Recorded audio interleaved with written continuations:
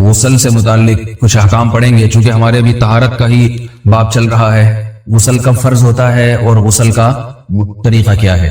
رسول اللہ صلی اللہ علیہ وسلم نے فرمایا ان اللہ لا یستحیی من الحق، اللہ تعالی حق بات کو بیان کرنے سے حیا نہیں کرتے۔ تو غسل کے جو مسائل ہیں ان میں بھی بعض دفعہ کچھ ایسی باتیں آتی ہیں جو بظاہر حیا کے خلاف ہیں، لیکن علم کی ایک بات ہے، سیکھنے اور سکھانے میں حیا اگر کریں گے تو پھر ظاہر ہے ساری زندگی جاہل ہی رہے گا انسان۔ اور غسل کے مسائل سیکھنا اس لیے ضروری ہے کہ غسل جب فرض ہوتا ہے تو جب تک مکمل غسل نہ ہو آپ کی نماز ادا نہیں ہوتی۔ رسول اللہ صلی اللہ علیہ وسلم نے فرمایا الماء من الماء، حدیث ہے کہ غسل فرض ہوتا ہے خواہش نفس کے ساتھ جسم سے منی خارج ہونے سے۔ مرد پہ غسل کب فرض ہوگا؟ جب اس کے جسم سے شہوت کے ساتھ منی خارج ہو۔ منی بالکل سفید رنگ کی چیز ہے، ایک ہوتی ہے مزی۔ شہوت پیدا ہونے سے اگر کسی کے مرد یا عورت کے صرف رطوبت خارج ہونا شروع ہو گئی اس سے غسل فرض نہیں ہوتا۔ جب تک مکمل شہوت پوری نہیں ہو جاتی اور مادہ منویہ خارج نہیں ہو جاتا، چاہے احتلام کی صورت میں ہو یا کسی بھی طرح سے ہو۔ مردوں کے ساتھ چونکہ یہ بہت زیادہ ہوتا ہے، نائٹ فال کی صورت میں مردوں پر غسل کی یہ صورت بہت زیادہ فرض ہوتی ہے۔ جیسے ہی بلوغت ہوتی ہے تو احتلام شروع ہو جاتا ہے، ہفتے میں 1 دفعہ 2 دفعہ 3 دفعہ، بعض نوجوانوں کو روزانہ بھی 2 دفعہ ہوتا ہے، جبکہ خواتین میں یہ والے غسل کی صورت بہت ہی کم ہوتی ہے کہ ان کو نائٹ فال ہو یا اس طرح سے غسل فرض ہو۔ ہزاروں میں کسی ایک عورت کے ساتھ ایسا ہوتا ہے۔ ایک صورت تو یہ ہے غسل فرض ہونے کی۔ دوسری صورت کیا ہے کہ جب انسان اپنی زوجہ کے ساتھ ملاپ کرے اور انٹرکورس ہو جائے، چاہے اس صورت میں ڈسچارج دونوں میں سے کوئی ہو یا نہ ہو، لیکن دونوں پہ غسل فرض ہو جائے گا، مرد پہ بھی اور عورت پہ بھی۔ یہ تو مردوں کے غسل کے فرض ہونے کا۔ مردوں کے غسل میں ایک چیز یہ بھی ہے کہ اگر آپ نے رات کو نیند کی اور صبح آپ اٹھے اور آپ نے کپڑوں پہ نشان دیکھا، اب آپ کو یہ پتہ نہیں چل رہا کہ یہ منی کا نشان ہے یا مزی کا ہے، تو بھی آپ پر غسل کرنا فرض ہے۔ یہی سمجھا جائے گا کہ یہ آپ خواب میں ڈسچارج ہوئے۔ عورت پر جو غسل فرض ہوتا ہے ایک اور صورت میں ہوتا ہے کہ جب خواتین کو ایام آنا بند ہو جاتے ہیں، حیض یا نفاس سے جب پاک ہو جائیں تو بھی ان پہ غسل فرض ہے۔ یہ تو غسل کی فرضیت سے متعلق احکام تھے۔ کچھ چیزیں ایسی ہیں جن میں غسل سنت ہے، فرض نہیں۔ جمعہ کے دن غسل کرنا رسول اللہ صلی اللہ علیہ وسلم نے بہت زیادہ تاکید کی ہے۔ سنت کی 2 قسمیں ہیں، سنت مؤکدہ اور سنت غیر مؤکدہ۔ مؤکدہ وہ ہوتی ہیں کہ جن کو چھوڑنے کا اگر کوئی معمول بنا لے تو گناہ کا خطرہ ہے اور ایسا شخص قابل ملامت ہے، اسے شریعت ملامت کرتی ہے، برا بھلا کہتی ہے۔ تو غسل سنت مؤکدہ ہے، ہفتے میں 1 مرتبہ، چاہے جمعے کے دن ہو یا کسی بھی دن ہو۔ جو مسلمان ہفتے میں 1 دفعہ بھی نہیں نہاتا، وہ کتنا ہی نیٹ کلین ہو، مگر شریعت کی نظر میں وہ قابل ملامت ہے، اسے تانے دینے چاہیے کہ شرم نہیں آتی ہو مسلمان مگر رہتے ہو بھنگیوں اور چماروں کی طرح۔ ملامت تو اسی کو کہتے ہیں۔ اس کی دلیل رسول اللہ صلی اللہ علیہ وسلم نے فرمایا، صحیح حدیث ہے، حق علی کل مسلم ان یغتسل کل اسبوع مرۃ، کہ ہر مسلمان پر لازم ہے کہ وہ ہفتے میں کم از کم 1 مرتبہ غسل کرے۔ ہر مسلمان پر لازم ہے، چاہے اس پہ غسل فرض نہ بھی۔ اور کس دن بہتر ہے؟ جمعہ کے دن۔ نبی صلی اللہ علیہ وسلم نے حکم دیا ہے کہ جمعے کے دن غسل کیا جائے۔ امام احمد ابن حنبل کا مذہب یہ ہے کہ جمعے کے دن غسل کرنا واجب ہے، صرف سنت نہیں ہے بلکہ واجب ہے، لیکن جمہور کا مذہب یہ ہے کہ سنت عمل ہے۔ غیر مسلم جب اسلام قبول کرتا ہے تو اس وقت بھی اس کے لیے غسل کرنا سنت ہے۔ جب ہم مردے کو نہلاتے ہیں تو جو مردے کو نہلائے اس کے لیے بھی خود غسل کرنا افضل ہے، سنت عمل ہے۔ عید کے دن غسل کرنا سنت عمل ہے۔ تو یہ وہ تمام مواقع ہیں جن میں غسل کرنا رسول اللہ صلی اللہ علیہ وسلم کی سنت ہے۔ غسل کا طریقہ کیا ہے؟ غسل میں 3 چیزیں فرض ہیں، منہ بھر کے قلی کرنا، ناک میں پانی ڈالنا کہ ناک کی جو نرم جگہ ہے یہ اچھی طرح تر ہو جائے، اور پورے جسم پہ 1 مرتبہ پانی بہا دینا کہ جسم میں بال کے برابر جگہ بھی خشک نہ رہے۔ یہ تو ہے فرض، یعنی یہ کام کسی نے کسی بھی طرح سے کر لیا تو غسل ادا ہو جائے گا، چاہے اس کی نیت غسل کی تھی یا نہیں تھی۔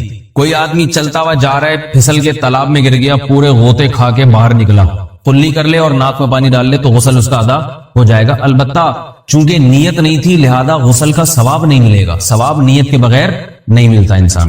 دلائل اس کے الگ موضوع ہے کہ اس کی دلیل کیا ہے کہ بغیر نیت کے بھی غسل ہو جاتا ہے، لیکن میں نے بتایا دلائل کا سیشن نہیں ہے، اس میں پھر بات لمبی ہو جائے گی۔ تو یہ تو ہے فرض، پورے جسم پہ پانی بہانا، کلی اور ناک میں پانی۔ سنت طریقہ کیا ہے؟ رسول اللہ صلی اللہ علیہ وسلم غسل کیسے کرتے تھے؟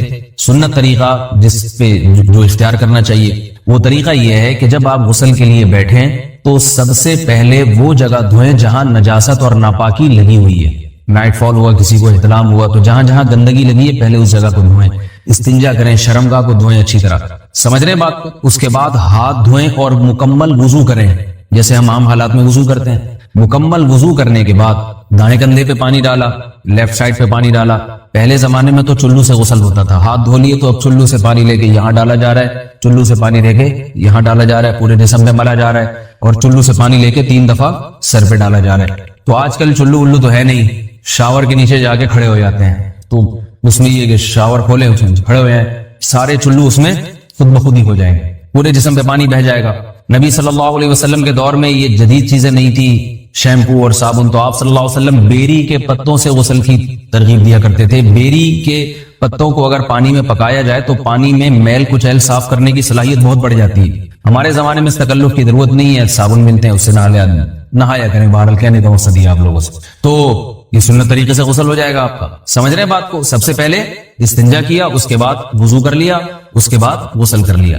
اگر کسی نے غسل میں وضو نہیں کیا اور ویسے ہی پورے جسم پہ پانی بہا دیا تو بھی اس کا وضو خود بخود ہو جائے گا، اس غسل سے وہ نماز پڑھ سکتا ہے۔ کیونکہ بعض لوگ غسل کرنے کے بعد دوبارہ وضو کر رہے ہوتے ہیں، اس کی ضرورت نہیں ہے، کیونکہ جب غسل کرتے ہیں تو وضو والے اعضاء تو خود بخود اس میں دھل جاتے ہیں۔ یہ ہے غسل کا طریقہ۔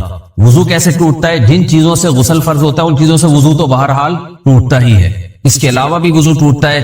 اس سے پچھلے لیکچر میں نے کچھ تفصیل بتائی تھی کہ نجاست جسم سے کہیں سے بھی خارج ہو جائے یا نجاست نکل کے بہ پڑے، اگر قضائے حاجت کی جگہوں سے نجاست خارج ہوئی ہے تو نظر بھی آ جائے وضو ٹوٹ جائے گا، اور قضائے حاجت کے علاوہ جگہوں سے اگر نجاست خارج ہوئی ہے، خون وغیرہ ہے جیسے، تو جب تک نکل کے بہے گا نہیں تو اس وقت تک وضو نہیں ٹوٹے گا۔ سمجھ رہے بات کو؟ وضو کا طریقہ کیا ہے؟ سب سے پہلے دونوں ہاتھوں کو دھویا جائے، 3 دفعہ کلی کی جائے، مسواک کی جائے، 3 دفعہ ناک میں پانی ڈالا جائے، پھر پورے چہرے کو، پیشانی یہ جو ہے جہاں سے پیشانی ہماری شروع ہو رہی ہے اور تھوڑی کے نیچے، تھوڑی جہاں ختم ہو رہی ہے، اور ایک کان کی لو سے دوسرے کان کی لو تک 4 اعضاء ہیں وضو میں دھونا فرض ہیں۔ 1 چہرہ، نمبر 2 بازو، نمبر 3 سر کا مسا، چوتھائی سر، اور نمبر 4 پاؤں کو دھونا۔ اس کی دلیل قرآن مجید کی مشہور آیت ہے فَاغْسِلُوا وُجُوهَكُمْ وَأَيْدِيَكُمْ إِلَى الْمَرَافِقِ۔ اللہ فرماتے ہیں ایمان والو، جب نماز کا ارادہ ہو تو اپنے چہروں کو اور اپنے ہاتھوں کو دھو، سر کا مسا کرو اور پاؤں کو ٹخنوں سمیت دھو۔ دھونے کا حکم ہے قرآن مجید میں۔ البتہ سر کے بارے میں یہ نہیں ہے پورے سر کا مسا کرو، بلکہ آ رہا ہے وَامْسَحُوا بِرُؤُوسِكُمْ، با کا لفظ ہے، با آتی ہے تبعیض کے لیے کہ سر کے بعض حصے کا مسا۔ اب بعض حصے کا قرآن حدیث میں کہیں تذکرہ نہیں ہے، تو اس میں فقہاء کرام کے اجتہادات ہیں۔ امام شافعی فرماتے ہیں تھوڑا سا بھی ٹچ کر لیا سر کو ہو جائے گا، امام ابو حنیفہ فرماتے ہیں نہیں، کم از کم 1/4 کا ہونا ضروری ہے۔ سب کے اپنے اپنے دلائل ہیں، ان دلائل میں میں نہیں جاتا۔ فقہ حنفی کو جو فالو کرنے والے ہیں تو ان کو چاہیے کم از کم 1/4 سر کا مسا، یہ فرض ہونے کے لیے ضروری، مگر سنت کیا ہے؟ پورے سر کا مسا۔ نبی صلی اللہ علیہ وسلم دونوں ہاتھوں کو بھگو کے پورے سر کا مسا کرتے تھے ایسے، سمجھ رہے بات کو؟ اور مسا کے جو یہ ٹیکنیکل طریقے ہیں کہ آپ یوں پہلے انگلی بنائیں، پھر یوں لے کر جائیں، پھر یوں گھما کے لائیں، پھر یوں، یہ ٹیکنیکل طریقے حدیث سے ثابت نہیں۔ مسا کا طریقہ کیا ہے؟ بھیگا ہوا ہاتھ لے کے ایسے پورے سر ہو گیا۔ پھر حدیث میں یہ بھی ہے کہ یوں لے جاؤ اور یہ بھی ہے کہ 2 واپس بھی لے کر آؤ، دونوں طرح سے ثابت۔ تو ایسے بھی کر سکتے ہیں کہ یوں لے جائیں، اور ایسے بھی کر سکتے ہیں لے کے جائیں اور پھر واپس بھی لے آئیں، دونوں طریقے جائز ہیں، لیکن کم از کم سنت اتنی ہے کہ پورے سر کا مسا ہونا چاہیے۔ بعض لوگوں کو شو مارنے کا شوق ہوتا ہے، اگر وہ واپس لائیں تو بال ان کے خراب ہو جاتے ہیں، کہتے ہیں یار یہ پھر مسئلہ خراب ہو جائے گا، تو پھر ایسے لوگ صرف یوں ہی لے جائیں کافی ہے۔ افضل تو یہ کہ یوں بھی لے جائیں، یوں بھی لے جائیں، دونوں طرح سے صحیح ہے، بہرحال دونوں حدیث سے ثابت ہیں۔ سمجھ رہے بات کو؟ اور یہاں ایک اہم مسئلہ بتا دوں، قرآن مجید نے پاؤں کو دھونے کا حکم دیا ہے، پاؤں پہ مسا کرنے کا حکم نہیں دیا، اور حدیث میں خفین پر مسا کرنے کا حکم ہے۔ تو قرآن اور حدیث کو فقہاء نے جمع کیا ہے، لہذا وہ موزے جن میں آسانی سے پاؤں دھوئے جا سکتے ہیں ان میں چاروں ائمہ کے نزدیک پاؤں پہ مسا کرنا جائز نہیں۔ سعودی عرب میں جو بعض سلفی حضرات اور یہاں ہمارے ہاں بھی اہل حدیث حضرات نے عام موضوع پر بھی جو مسا کی ایک روایت ڈال دی ہے، اسلاف میں، تابعین، تبع تابعین میں اور چاروں ائمہ کے مذاہب میں اس کا ثبوت نہیں ملتا۔ اگر اسلاف میں کوئی قائل بھی ہے تو ایک شاذ قول، اکا دکا قول ملتا ہے، ورنہ یہ ائمہ اربعہ کے مذہب کے خلاف ہے، اور جو احادیث جو نقل ہوتی ہیں صحیح سند کے ساتھ ان کے بھی خلاف اور قرآن کی آیت کے بھی خلاف ہے۔ اس لیے کسی نے عام ساکس پہ اگر مسا کر لیا، جو عام طور پہ آفس پہن کے جاتے ہیں لوگ، اس میں تو پاؤں، آپ اگر ساکس کو پانی کے نیچے رکھیں پورا پاؤں دھل جائے گا آرام سے، تو وہاں کیا ہو رہا ہے کہ قرآن مجید کے حکم کی مخالفت لازم آ رہی ہے، آپ پاؤں دھو نہیں رہے، تو اس لیے ہم یہ سمجھتے ہیں کہ اس صورت میں نماز ادا نہیں ہوگی۔ سعودی عرب میں بعض سلفی حضرات نماز پڑھاتے ہیں، وہ ایسے ہی کرتے ہیں کہ عام ساکس پہ مسا کر کے نماز پڑھا لیتے ہیں، تو تو فتویٰ اسی پر ہے کہ ان کی اگر کسی کو یقین ہے کہ اس نے عام سخت پہ مسا کر کے نماز پڑھائی ہے تو اس کے پیچھے نماز ادا نہیں ہوگی، کیونکہ قرآن کے مطابق اس کا وضو ہوا ہی نہیں ہے۔ صدیوں تک کوئی بھی اس قول کا قائل نہیں رہا ہے کہ عام سخت پہ بھی مسا ہو جاتا ہے۔ یہ ابن تیمیہ رحمہ اللہ تعالیٰ 7ویں صدی میں اس کے قائل تھے، اور تابعین میں اکا دکا قول ملتے ہیں اس کے، لیکن شاذ قول ہیں، مرجوح قول ہیں، جن پر امت نے فتویٰ نہیں دیا۔ اور اب سعودی عرب میں بعض سلفی حضرات اس کے قائل ہیں۔ ہمارے ہاں اہل حدیث حضرات بھی چونکہ اکثر سعودی عرب کے سلفی حضرات ہی کو فالو کرتے ہیں، تو انہوں نے بھی وہیں سے یہ فتویٰ لیا ہے۔ لیکن ائمہ اربعہ کے مذہب میں اور دلائل کے لحاظ سے دیکھا جائے تو یہ مذہب کمزور ہے۔ قرآن نے پاؤں کو دھونے کا حکم دیا، آپ دھوئیں گے پاؤں جب تک دھونا ممکن ہے۔ چمڑے کے موزے ہیں، ان کو دھونا ممکن نہیں ہے اتارے بغیر، لہذا ان موزوں کے اوپر مسا ہو جائے گا، تو اس سے قرآن پر بھی عمل ہو جائے گا اور حدیث پر بھی عمل ہو جائے گا۔ اس لیے ائمہ اربعہ نے جو قرآن و حدیث کو سمجھ کے جو فیصلہ کیا ہے اس پہ چلنا ہمارے لیے زیادہ مفید ہے بنسبت آج کل کے جو علماء ہیں ان کی اپنی ذاتی آراء پر۔ اس لیے یہ بھی ایک وضو سے متعلق دیکھیے، غسل کرتے ہوئے اپنے سطر کو ہاتھ لگا کے ہی دھویا جاتا ہے۔ آپ پتہ نہیں کس طرح سے، یعنی کیسے آپ کہہ رہے ہیں کہ ہاتھ لگا سکتے ہیں، تو ہاتھ نہیں لگائیں گے تو دھوئیں گے کیسے اس کو؟ تو ہاتھ لگا کے اچھی طرح سے اس کو دھونا چاہیے جہاں بھی ناپاکی لگی ہوئی ہے، پھر ہاتھوں کو اچھی طرح دھونا چاہیے۔ صحیح بخاری مسلم کی حدیث ہے کہ آپ صلی اللہ علیہ وسلم پر جب غسل فرض ہوتا تھا تو آپ صلی اللہ علیہ وسلم سب سے پہلے اپنی جگہ سے جہاں بھی آپ نجاست لگی ہے اس کو اچھی طرح ہاتھ سے صاف کرتے تھے۔ اس کے بعد آپ صلی اللہ علیہ وسلم اپنے ہاتھ مبارک کو زمین پہ اچھی طرح سے رگڑ کے صاف کرتے تھے۔ یہ خود اس بات کی دلیل ہے کہ منی جو ہے ناپاک ہوتی ہے، کیونکہ غسل جنابت میں امی عائشہ فرماتی ہیں آپ صلی اللہ علیہ وسلم ایسا کرتے تھے، تو اس ہاتھ کو بھی جس پہ منی لگی ہوتی تھی اس کو بھی پھر آپ صلی اللہ علیہ وسلم زمین پہ اچھی طرح رگڑتے تھے تاکہ وہ بھی رگڑنے سے چیزیں پاک ہو جاتی ہیں۔ تو یہ نبی صلی اللہ علیہ وسلم کا طریقہ ہے کہ آپ جب واش روم میں جائیں تو آپ پہلے جہاں جہاں جسم پہ گندگی لگی ہے اس کو اچھی طرح سے دھوئیں، اس کے بعد ہاتھوں کو آپ اچھی طرح سے، آج کل زمین پہ مٹی نہیں ہوتی تو صابن ہے، صابن سے اچھی طرح سے آپ ہاتھ دھو لیں تو انشاءاللہ وہ پاک ہو جائیں گے، اور صابن نہیں ہے تو پانی سے اچھی طرح رگڑ لیں تو بھی ہو جائیں گے۔ یہ وہمیوں کے لیے میں نے بتا دیا، ورنہ وہمی جو ہے وہ صابن کے انتظار میں بیٹھا رہے گا، دوپہر کو نکلے گا وہ واش روم سے صبح کے گیا ہوا، وہ کہے گا مفتی صاحب نے کہا تھا صابن، تو صابن میں نے ویسی مثال دے دی، اس سے آسان ہو جاتا ہے، جرمز مر جاتے ہیں، لیکن اگر آپ پانی سے بھی اچھی طرح ہاتھ رگڑ لیں گے تو انشاءاللہ پاک ہو جائیں گے۔ باقی یہ کہ سطر کو چھونے سے وضو نہیں ٹوٹتا، بعض فقہا کی رائے ہے کہ وضو ٹوٹ جاتا ہے، لیکن عبداللہ بن مسعود رضی اللہ تعالیٰ عنہ کا بھی قول ہے اور اسی پر امام حنیفہ کا فتویٰ ہے کہ سطر کو ہاتھ لگانے سے وضو نہیں ٹوٹتا، تو فقہ حنفی میں اسی پر عمل کیا جاتا ہے، نہ دیکھنے سے نہ ہاتھ لگا۔ دیکھو، ہم کو جو مذہب میں علماء کی ضرورت ہے نا، موٹی موٹی باتوں میں علماء کی ضرورت نہیں ہے۔ جب آپ مسائل کی طرف جاتے ہیں، فقہی مسائل، اس میں ضرورت پڑتی ہے جو لوگ اس فیلڈ کے ایکسپرٹ ہیں۔ جو موٹی موٹی باتیں قرآن و سنت نے بیان کی ہیں نا، ان میں تو عالم کو بھی دیکھا جائے گا کہ اگر یہی بیان کر رہا ہے تو یہ عالم ہے، اس کے علاوہ بیان کر رہا ہے تو یہ عالم ہی جاہل ہے۔ جیسے زکوٰۃ اسلام میں ہے یا نہیں ہے؟ یہ تو قرآن میں جگہ جگہ زکوٰۃ اجماعی مسئلہ ہے۔ رمضان کے روزے فرض ہیں، 5 نمازیں فرض ہیں، ماں باپ کا احترام فرض ہے۔ اب کوئی مفتی صاحب بیٹھ کے تقریر کریں کہ اسلام میں ماں باپ کا احترام نہیں ہے، اسلام میں رمضان کے روزے نہیں ہے، شوال کے روزے ہیں۔ اب آپ اس مفتی سے، کوئی جاہل گوار دیہاتی اٹھ کے تقریر کرے یہ مفتی غلط کہہ رہا ہے، لوگ اس جاہل سے کہیں کہ مفتی وہ ہے یا تو ہے؟ وہ پڑھا لکھا ہے بھائی، تو ٹماٹر اگاتا ہے، پیاز اگاتا ہے، تجھے زیادہ پتا ہے یا اسے زیادہ پتا ہے؟ شریعت کی بات علماء سے پوچھی جائے گی نا، تو اس موقع پر یہ بات درست نہیں۔ بھائی شریعت کی بات علماء سے پوچھی جائے گی، لیکن جو بالکل دو اور دو چار کی طرح اجماعی مسئلے ہیں ان میں تو عالم کو بھی پرکھا جائے گا کہ یہ اس کے مطابق بیان کر رہے ہیں تو ٹھیک ہے، اس سے ہٹ کے بیان کر رہے ہیں تو یہ عالم ہی ٹھیک نہیں ہے۔ تو وہ گوار دیہاتی کہہ سکتا ہے کہ بھائی شریعت کی بات علماء سے پوچھی جائے گی، نماز پڑھنی کیسے علماء بتائیں گے، سجدہ صاحب کب واجب ہوتا ہے علماء بتائیں گے، رمضان کا روزہ کن کن چیزوں سے ٹوٹتا ہے علماء بتائیں گے۔ رمضان کا روزہ ہی غائب کر دیا تو یہ عالم نہیں ہے، جاہل ہے، یہ تو اجماعی مسئلہ ہے۔ تو خوب سمجھ لو، میڈیکل سائنس کے کچھ مسئلے اجماعی ہیں۔ میڈیکل سائنس سے مراد ہے انسانی صحت، اس کے کچھ مسئلے کیا ہیں؟ اجماعی ہیں۔ ان میں اگر کوئی میڈیکل رپورٹ آپ کے سامنے اس کے خلاف آتی ہے تو رپورٹ کو بکری کو کھلا دیا کرو آپ جا کے، سمجھ رہے ہو؟ وہ اجماعی کیا ہے کہ نیچر کی بغاوت کبھی بھی صحت کے لیے مفید نہیں ہو سکتی۔ یہ جو لڑکے ہاتھ سے خواہشات پوری کرتے ہیں یہ نیچرل نہیں ہے، یہ نیچرل نہیں ہے۔ یہ ڈاکٹر تو کہے گا باڈی کو کوئی نقصان نہیں ہے۔ دیکھو جو لڑکوں سے بدفعلی کرتے ہیں باڈی کو ان کے کوئی نقصان ہوتا ہے؟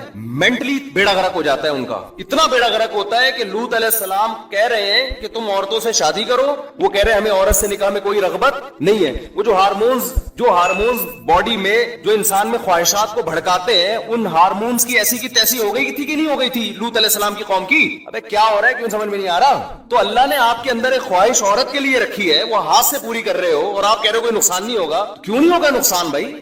جس کام کے لیے خدا نے پیدا کیا ہے، جو رکھا ہے، وہ آپ اس کے علاوہ اپنی پوری کر رہے ہو۔ یہ ڈاکٹر بیڑا غرق کر دیں گے آپ کا۔ میں کبھی بھی ڈاکٹروں کی فیلڈ میں ٹانگ نہیں اڑاتا، لیکن اگر ڈاکٹر ایسی باتیں کرنا شروع کر دے نوجوان نوجوانوں کو برباد کر کر کے اخلاقی برائیوں میں بھی اور جسمانی خرابیوں میں بھی. تو ہمارا فرض بنتا ہے کہ اللہ نے تھوڑی بہت کھوپڑی ہمیں بھی عطا فرمائی ہے, اس کھوپڑی کو استعمال کرنا چاہیے. چیز نیچرل نہیں ہے, وقتی فائدہ ہو سکتا ہے. میں مانتا ہوں وہ نقصان نہیں ہوتے جو حکیم لوگ بتا رہے ہیں کہ پتہ نہیں یہ ہو جائے گا, تو یہ وہ بھی ڈرا ایسی چیزیں بتا رہے ہوتے ہیں جو غلط ہیں. لیکن میرے بھائی وہ فائدے بھی نہیں ہوں گے جو ڈاکٹر بتا رہے ہیں. ایک ڈاکٹر صاحب نے یہاں تک کہہ دیا کہ جو فحش فلمیں دیکھ کے یہ کام کرتے ہیں ان کو تو نقصان ہوتا ہے, جو نیچرل کرتے ہیں نا وہ ان کو نہیں ہوتا. ڈاکٹر صاحب سے کوئی پوچھے کہ جو فحش فلم دیکھے بغیر کر رہا ہے نا وہ فحش فلم اپنی کھوپڑی میں چلا رہا ہوتا ہے پوری, نہیں یہی بات سمجھ میں. کیونکہ اللہ نے مرد میں جو جذبہ رکھا ہے نا وہ عورت کو دیکھ کے یہ سیکس ابھرتا ہے. تو یہ کیسے ممکن ہے کہ اپنے ہاتھ سے خواہش پوری کرے اور عورت کا تصور دماغ میں نہ لے کر آئے؟ اور پھر وہ جو دماغ میں عورت کا تصور لاتا ہے وہ اپنی مرضی کی عورت ہوتی ہے, بہت ہی کوئی خوبصورت حسینہ لے کر آئے گا دماغ میں,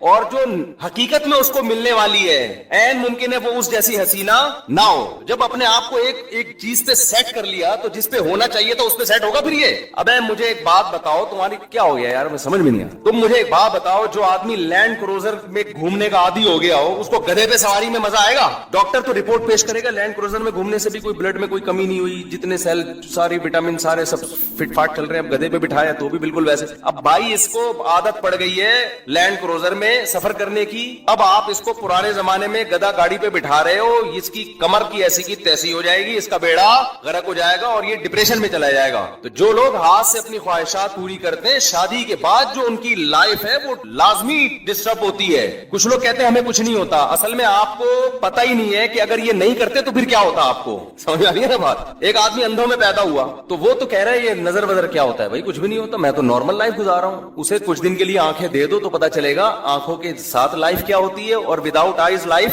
کیا ہوتی ہے. تو جنہوں نے نہیں کیا ان کی شادی کے بعد کی زندگی اور جو کرتے کرتے عادی ہو چکے ہیں ان کی شادی کی لائف کی زندگی میں کیا ہوتا ہے فرق. اب اس نے کمپیئر ہی نہیں کیا ہوتا نا, اس کو وہ حیات ملی نہیں ہوتی, وہ لائف ملی نہیں ہوتی, تو کیسے کمپیئر کرے گا یہ؟ تو وقتی فائدے تو ہو جاتے ہیں, وقتی تو سٹا لگانے میں بھی ہوتے ہیں بھائی, ریلیکس ہو جاتا ہے. تو ڈاکٹر یہی کہہ رہا ہوتا ہے کہ ڈپریشن میں جا رہے ہیں تو یہ کام کر لو تو ذرا ریلیکس ہو جاؤ گے. وقتی طور پر سب کچھ ہوتا ہے, فائدہ ہوتا ہے, لیکن اس کے دور از نتائج وہ نقصان دہ ثابت ہوتے ہیں. یہ ریلیکس ایسے ہی ہے کہ آپ اگر برداشت کر لینا اپنی خواہش کو, وقتی نقصان ہوگا لیکن آہستہ آہستہ برداشت کرنے کی عادت پڑ جائے گی اور پھر یہ ٹھڑک پیدا ہی نہیں ہوگی. لیکن جس نے اپنے آپ کو اس طرح ایک دفعہ کیا تو پھر ایک دفعہ نہیں ہوگا, پھر 2 دفعہ ہوگا, پھر 3 دفعہ ہوگا, پھر بار بار یہ ٹھڑک ختم ہونے کے بجائے اور زیادہ بڑھتی رہے گی. یہ نشے کی طرح ہے, بالکل ایسے ہی ہے جیسے کوئی ٹینشن میں تھا, آپ نے اس کو تھوڑی شراب پلا دی کہ یار تھوڑا ریلیکس ہو جائے گا, تو وہ ریلیکس تھوڑی ہوگا, اب دوبارہ ٹینشن میں آئے گا اور جلدی آئے گا ٹینشن میں. پہلے تو ٹائم کے بعد آ رہا تھا, اب جلدی آئے گا ٹینشن میں. اب پھر 1 گھونٹ پیا 2 گھونٹ پیے گا, پھر 1 بوتل پہ آئے گا, پھر 2 بوتل پہ آئے گا,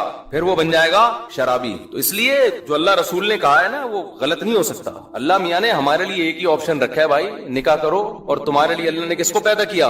بیوی کو پیدا کیا بس. الا علی ازواجہم او ما ملکت ایمانہم, اللہ نے فرمایا صرف بیوی ہے تمہارے لیے. فمن ابتغى وراء ذلک, جو بیوی کے علاوہ کوئی بھی راستہ اختیار کرے گا, فاولئک هم العادون, یہ لوگ اللہ کی حدود کو توڑنے والے ہیں. اور ایک اور اخلاقی نقصان اس کا کیا ہوتا ہے, دیکھو فطرت کبھی بھی دھاندلی نہیں کرتی.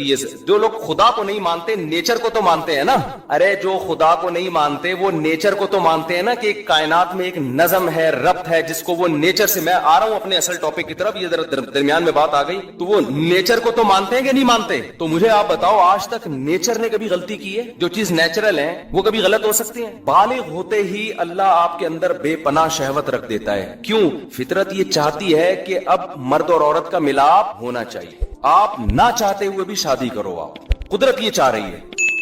اور آپ چاہو نہ چاہو آپ کے اولاد پیدا ہو جائے, کیونکہ قدرت کیا چاہ رہی ہے؟ زمین کو انسانوں سے بھرنا چاہ رہی ہے. یہ جو نسل بڑھانا ہے یا مرد اور عورت کا ملاپ ہے, یہ قدرت نے انسان کی رائے پہ نہیں رکھا, بلکہ انسان پر یہ مسلط کر دیا ہے کہ نہ چاہتے ہوئے بھی کرنا وہی پڑے گا جو خدا چاہتا ہے, جو نیچر چاہتی ہے. مثال کے طور پر ہم جو پانی پیتے ہیں, کیا ہم اپنی رائے سے پیتے ہیں پانی؟ بھائی پیاس لگ جاتی ہے نا, ہمیں قدرت پیاس لگا دیتی ہے. پانی کتنا پینا ہے یہ قدرت نے ہمیں ہماری رائے پہ نہیں چھوڑا, ورنہ ڈاکٹروں میں اختلاف ہو جاتا. کچھ ڈاکٹر کہتے 10 گلاس پینا ہے, کچھ کہتے 5 گلاس پینا ہے, کوئی پینا ہی نہیں ہے. تو پتا چلا 25-30 کروڑ لوگ تجربے کی بھیٹ چڑھ جاتے ہیں, مر جاتے ہیں پیاس. قدرت نے جو انتہائی ضروری چیزیں تھیں, جو آپ کی باڈی کے لیے بہت ضروری تھی, قدرت نے کہا سائنس تو ترقی کرے گی پتہ نہیں کروڑوں سال کے بعد, لاکھوں سال کے بعد جا کے, اور کچھ چیزوں کی ضرورت آدم علیہ السلام سے لے کے اب تک انسان کو ضروری رہی ہیں تو وہ ڈاکٹروں کی حکیموں کی تحقیق پہ نہ رکھو. باڈی خود بتائے گی کہ بھائی مجھے بھوک لگ رہی ہے. اس لیے آپ کسی بھی ڈاکٹر حکیم سے پوچھیں, کھانا کھانے کا سب सबसे बेहतरीन वक्त क्या है? जब भूख लगे।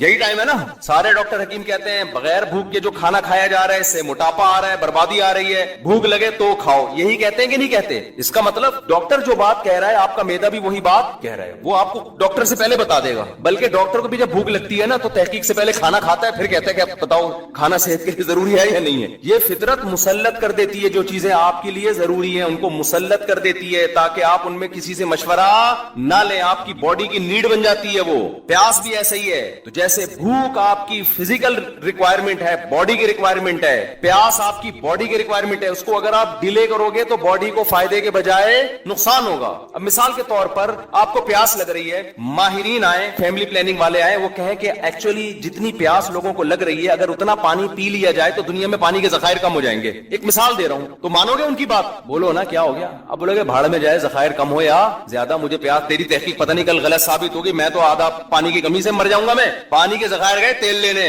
पानी चाहिए मुझे, पानी प्यास लग रही है। कोई फैमिली प्लानिंग वाला है कि ऐसे असल में कैलकुलेशन की है यूरोप के बड़े बड़े साइंसदानों ने कि इस वक्त गंदम और मकई और ये सब चीजों के जखायर कम हो रहे हैं, लिहाजा आप खाना जब भूख लगे तो ना खाएं आप, या आप ऐसा करें कि गुब्बारे खा के पेट भर लें, यानी नेचुरल तरीका ना हो, कोई और तरीके से वो रुई खा लें या कुछ भी खा लें। अब मानोगे उसकी बात? तुम्हारी ऐसी की तैसी यार, पेट भरना है भाई हमने, ये कुदरत को पता है कि कितनी रोटियां पैदा करनी है, कितने, जब उसने भूख लगाई है तो इंतजाम किया होगा ना, वरना तो ये निजाम ही गलत है सारा। तो याद रखो, जैसे भूख लगना बॉडी की रिक्वायरमेंट है, प्यास लगना बॉडी की, तो ऐसे ही जो जिस्म में सेक्स की एक ख्वाहिश पैदा होती है ये भी आपकी बॉडी की रिक्वायरमेंट है। ये हिंदू को भी होगी, मुस्लिम को भी होगी, ईसाई को भी होगी, हजरत जी को भी होगी, मुफ्ती साहब को भी होगी, एक चोर को भी होगी। इसमें बुजुर्ग बाद में होते हैं, मुफ्ती साहब आदमी क्या होते हैं? बोलो ना, पहले होते हैं। ये हर आदमी का है, ये बॉडी की है, बॉडी की नीड है। तो जब खुदा ने आप भूख लगाई तो रोटी का इंतजाम किया उसने ना, बारिशें बरसा के नबातात पैदा करके। तो मर्द को जब अल्लाह ने शहवत की भूख लगाई तो उसके लिए औरत का इंतजाम अल्लाह ने किया, औरत को जब शहवत की भूख लगी तो उसके लिए मर्द का इंतजाम खुदा ने किया। अब ये दोनों का मिलाप होगा और उसके नतीजे में ऑटोमेटिकली बच्चे पैदा होंगे। इनमें किसी भी प्रोसेस को आपने रोकने की कोशिश की तो फैमिली प्लानिंग वाले तो खुश हो जाएंगे, इंसानियत का भी बेड़ा गर्क होगा और खुदा भी नाराज होगा। समझ में नहीं आ रही मेरा ख्याल है बात? क्योंकि इसका मतलब है खुदा का निजाम ही गलत है। फिर अब जो हाथ से अपनी ख्वाहिश पूरी करते हैं वो खुदा को, इस निजाम को क्या कर देते हैं? खलल पैदा। खुदा ने ख्वाहिश रखी थी ताकि तुम ना चाहते हुए, अब देखो जो आदमी साइंसदान है, पढ़ाई वाला टाइम नहीं है उसके पास, एक्चुअली मुल्क में तरक्की और ये वो, भूख लग रही है खा नहीं रहा, नतीजा क्या निकलेगा? वो मजबूर होके खाएगा यार, खा के पेट भरो ताकि मैं पढ़ाई में ज्यादा तवज्जो लगाऊं, यही करेगा ना वो। अगर उसकी राय पे रख देते तो वो कहता कि 6 महीने बाद इकट्ठी एक टीका लगा दूंगा ताकि मेरी जो कमी हुई है ना पूरी हो जाए, यही करेगा ना वो, खाएगा वो कहेगा नहीं यार ये खाना जरूरी है, क्यों भाई? ताकि मेरा दिमाग उधर लगे पढ़ाई में, ये ख्वाहिश मेरी पूरी हो। बिल्कुल इसी तरह जब इंसान बालिग होता है, औरत बालिग होती है, तो उसमें अल्लाह ने ये डिजायर्स पैदा कर दी हैं। अब उन डिजायर्स का तरीका ये है कि जो फितरी नेचुरल तरीका अल्लाह ने जानवरों में रखा है वो इंसानों में रखा है कि नर और मादा का मिलाप हो। ये मिलाप आपके ना चाहते हुए भी क्या होगा? ये करना पड़ेगा आपको, ताकि आपका दिमाग क्या हो, स्ट्रेस आपकी, बोलो ना, खत्म हो, और फिर नतीजे में औलाद आपके होगी। क्योंकि कुदरत इसके जरिए कुछ और काम ले रही है। वो क्या है कि कुदरत नस्ल बढ़ाना चाहती है, इसलिए कि आपने मरना है आगे चल के, नई नस्ल ने आना है। अगर आप ही हमेशा रहते हैं ना इस दुनिया में, आज जब आबादी की बात होती है ना तो ये ऐसे शो किया जाता है जैसे ये आबादी हमेशा रहेगी। भाई ये तो सारे मर जाएंगे कल जाके, बुढ़े और आहिस्ता आहिस्ता सब बुढ़ापे की तरफ जा रहे हैं, तो नई नस्ल आएगी। तो ये सब चीजें कुदरत ने आपके इख्तियार में नहीं रखी। अगर आप इसमें दखल अंदाजी करोगे तो आपकी सोसाइटी को भी नुकसान होगा, क्योंकि कुदरत मर्द और औरत के मिलाप से कुछ हिकमतें हासिल करना चाहती है। तो वो अल्लाह ने मर्द और औरत पे नहीं रखा है, वो ऐसा मुसल्लत कर दिया है कि ना चाहते हुए भी होगा। तो अगर आप जिना की तरफ जाओगे या आप हाथ से ख्वाहिशात पूरी करोगे तो कुदरत का वो निजाम क्या होगा? उल्टा हो जाएगा, वो खराब जैसे कि हो रहा है। लड़कियां घरों में बैठी बैठी बुढ़िया हो रही हैं और लड़के ये काम कर रहे हैं बैठ के, उनको उनकी ख्वाहिश यहां से पूरी हो रही है तो वो शादी कहां करेंगे? वो भी डिप्रेशन में जा रही हैं, ये भी डिप्रेशन में जा रहा है। सारा सत्यानाश कर दिया पूरे निजाम का। इसलिए शरीयत ने हुक्म दिया इसमें अल्लाह पे एतमाद और तवक्कुल करो, निकाह करो। और तवक्कुल किस पे करो? जैसे भूख लग रही होती है तो खाने का इंतजाम किया जाता है, और तवक्कुल किस पे किया जाता है? अल्लाह पे, कि यार खाना तो खाना ही है। आपके पास पैसे हैं, आपने कहा 2 रोटी खा ली तो यार यार ये तो खर्च हो जाएंगे, कल क्या करूंगा। अबे भाई तू खा पहले इसको, कल की कल देखी जाएगी, ये जरूरी खर्चे हैं। तो निकाह भी क्या है, जरूरी है, ये तो करना ही करना है। पैसे खत्म हो जाएंगे तो फिर देखेंगे क्या करना है, ये तो करना ही करना है। समझ में नहीं आ रही तो रहने तो, जैसे चल लो ठीक है, फिर सही है। और मैं आखिर में एक बात कहता हूं, मुझे पता है नौजवानों को जब इसकी आदत पड़ती है तो ये गुनाह छोड़ना आसान नहीं होता, मुश्किल होता है, ये मैं मानता हूं। जिनको लत पड़ी है ना इसकी, वो आसानी से नहीं छूटता। तो भाई कोशिश तो करो ना छोड़ने की, जब हो जाए तौबा करो, कुछ सदका खैरात करो। इसका फायदा ये होता है कि अगर आप तौबा करते रहे, गुनाह छोड़ने की कोशिश करते रहे, तो खत्म नहीं भी हुआ ना, कम से कम वहीं रुक जाओगे आप। अगर तौबा नहीं की, छोड़ने की कोशिश नहीं की, तो जो ये काम करते हैं अगला स्टेप उनका इससे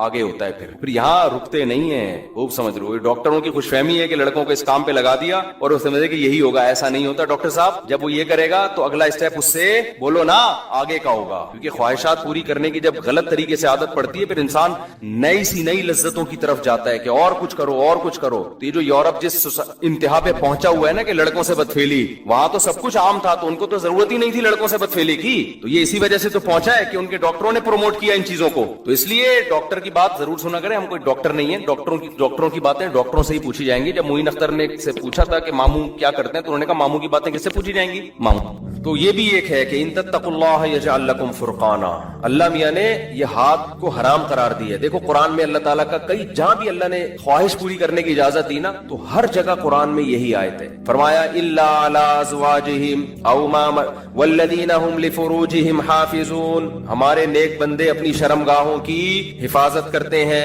इल्ला अला अज़वाजिहिम, सिवाय अपनी बीवियों के। आपके पास अल्लाह ने कुरान के मुताबिक बीवी के अलावा कोई ऑप्शन नहीं रखा। ये एक आयत नहीं है, तो बहुत सारी आयतें, मैं पढ़ना शुरू करूं तो पूरा बयान इसी पे हो जाएगा। जगह जगह कुरान कह रहा है फमन इब्तगा वरा ज़ालिक, कुरान कह रहा है जिसने बीवी के अलावा कोई और रास्ता इख्तियार किया, कोई भी रास्ता हो, फउलाइका हुमुल आदून, ये उस बाउंड्री को क्रॉस कर रहे हैं जो खुदा ने मुतय्यन की है। और खुदा जो बाउंड्री मुतय्यन करता है, नेचर उसी का नाम है।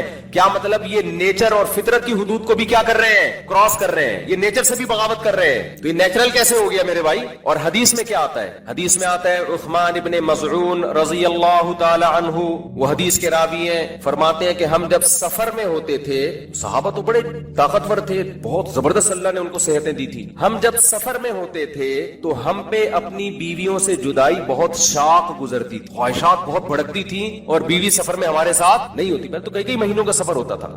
तो हमने पैगंबर सल्लल्लाहु अलैहि वसल्लम से इजाजत चाही, गुनाह से बचने के लिए हम अपने आप को खसी कर लें। समझ में आ रही है बात, क्या कर लें, अपनी कोई दवा खा के या किसी भी तरीके से अपनी जो सेक्सुअल डिजायर्स अल्लाह ने हमारे अंदर रखी हैं, उस मर्दानगी को हम हमेशा के लिए खत्म कर दें, ताकि गुनाह ना हो हमसे। रसूलुल्लाह सल्लल्लाहु अलैहि वसल्लम ने इस अमल से मना किया और फरमाया तज़व्वजू, निकाह करो, फइन्नी उबाही बिकुमुल उमम, अगर अपने आप को तुमने ये कर लिया तो तुम निकाह के काबिल बोलो ना नहीं रहोगे और तुम्हारी नस्ल नहीं बढ़ेगी। अब मुझे एक बात बताओ, यहाँ दो इल्मी नुक्ते की बात है। हजरत उस्मान इब्ने मज़ऊन नबी को से पूछ रहे हैं कि या रसूल अल्लाह, हम पर औरत से जुदाई बहुत शाक गुजरती है, तो उनके दिल में ये क्यों नहीं आया कि हाथ से अपनी ख्वाहिश पूरी कर ले हम। पहले सवाल तो ये होना चाहिए था ना, नहीं यारी बात भाई, ये भी तो सवाल का हिस्सा बन सकता था ना कि या रसूल अल्लाह अगर हम ऐसे कर लें, ठीक है आप खसी होने की इजाजत नहीं देते, लेकिन हम ऐसे कर लें। ये इसलिए नहीं पूछा कि अरब लोग इस चीज से मानूस, मैंने ये जो पहला दावा किया ना कि ये नेचुरल नहीं है, खुद से किसी का दिमाग इस तरफ नहीं जाता, या तो दोस्तों से सुनता है या फौज चीजें देख देख के ख्वाहिशात उसकी भड़कती है। वरना बाले होने के बाद जो ख्वाहिशात भड़कती है ना, तो वो औरत ही का ख्याल आता है, शादी का ख्याल आता है कि मेरी कोई बीवी हो, हाथ का ख्याल नहीं आता। मेरे इल्म में कोई एक सही हदीस भी नहीं है जिसमें सहाबा से ये सवाल मनकूल हो कि उन्होंने नबी से जाके बाकायदा हाथ से अपनी ख्वाहिश पूरी करने के बारे में सवाल किया हो नबी की जिंदगी में। इससे पता चलता है कि अरब लोग इससे मानूस नहीं थे, वो जानते ही नहीं थे। क्यों? बर वक्त शादियां होती थी उनकी, वो जानते ही नहीं थे कि ये क्या अमल है भाई, और जिसकी देर से भी हो रही है वो भी नहीं कर रहा होता था। बाद में तो ठीक है, जब अजमियों से इख्तलात हुआ तो ऐसी रिवायात हमें मिलती हैं, जब इस्लाम दुनिया में फैला, अजम भी बहुत सारे दाखिल हुए तो बहुत कुछ लेकर आए वो अपने साथ। हजरत उस्मान बिन मज़ऊन सवाल भी नहीं पूछ रहे। सवाल ना पूछना इसकी अलामत है कि उनका दिमाग इस तरफ गया ही नहीं। दिमाग ही नहीं गया तो वो गोया उन्होंने समझे कि तो कोई पूछने की चीज ही नहीं है, तो यानी उनकी भी ख्वाहिश ये नहीं थी कि हम हाथ से अपनी ख्वाहिश पूरी कर लें, दिमाग ही नहीं जा रहा उनका इस طرف. ایک تو یہ پتا چلتا ہے. دوسری بات عثمان ابن مظعون رضی اللہ تعالی عنہ کو زنا کا خطرہ, کیونکہ سفر میں ہے اور اتنا شدید خطرہ کہ وہ